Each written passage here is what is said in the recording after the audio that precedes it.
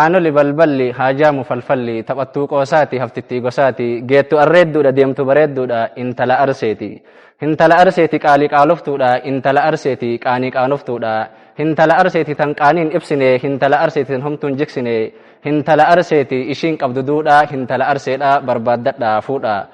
Akkam jirtu hundumti keessanuu maarree akkuma baratame adhallee waan addaa tokko isiniif qabannee dhufnee jirra. Wanti addaa kun maali jettee na gaafattan kitaaba cichoomina dubartii jedhu isiniif qabannee dhufnee jirra. Kan dubbisetu waa dubbata. Kun kitaaba seenaa, duudhaa, safuu, aadaa Oromoof keessaa qabuu fi cichoomina dubartii, ifaajee, xaarii akkasumas immoo bu'aa bahii hedduuf keessatti qabatee isiniif dhiyaatedha. Kitaaba addaati. Kanaaf jenne maarree harka fuuni ashama Oromoon addunyaarra jirtan bal'aan keessattuu Oromoon naannoo magaalaa Nageellee Arsii jiraattanii fi addunyaarra jirtan hunduu kitaaba barreessituu fi seenessituu Haliimaa Urgeessaatiin barraahe kitaaba cichoomina dubartii jedhu yeroo dhihoo keessatti eebbisiisuu waan qabduuf maarree Oromoon hundi keessan dhuftanii gammachuu isii akka irraa qoodamtan yaamicha kabajaa isinii goona. Magaalaa Nageellee Arsii keessatti wanta eebbifamuuf hundumti keessanuu akka nurraa nafne isiniin jedhaa galatooma. Barreessituu Haliimaa Urgeessaatiin barraahee gara keessan dhiyaatee jira. Kitaaba kana dubbisaa waan baay'ee irraa barattanii waan baay'ee irraa hubattan waan dhalootaaf ta'u waan isiniif ta'u galee addaa galtee addaa waan baay'ee irraa argattan.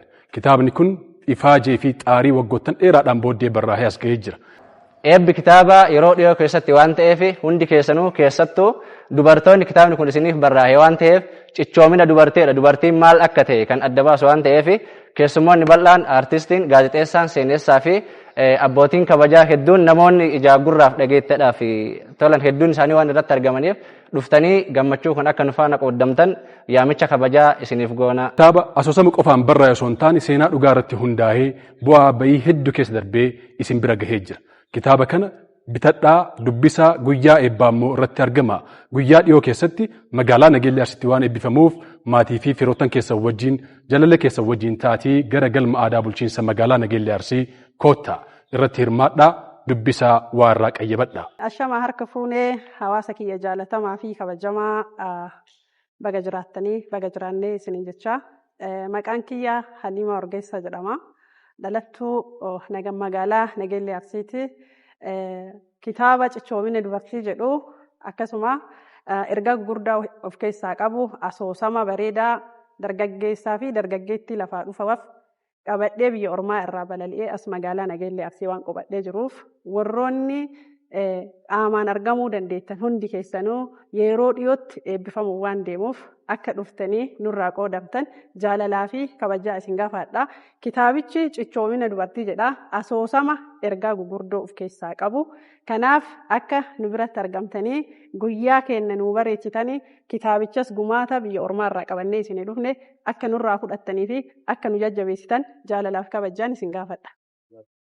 Akkasuma kitaaba marsaa tokkoffaa eebbisiistee marsaa lammaffaallee harkaa waan qabduu fi seenaa hedduu kitaaba mata dureen isaa dhageettiifuu gurran namatti tolu marsaa lammaffaa sadaffaa hanga afuraffaatiin waan harkaa qabduu fi kitaaba kana keessaa waan hedduu waan bartaniif waan hedduu waan gartaniif mucayyoo qixxee dhiiraa tana dhuftanii akka gammachuu isii kanarraa qooddamtan. Kanaafuu kitaaba kana keessatti waan hedduu agartanii waan hedduu bartan waan ta'eef dhuftanii akka gammachuu isa kana faana qooddattan yaamicha kabajaa nutis isinii goonaa isinis yaamicha kabajaa isiniif gooteerti.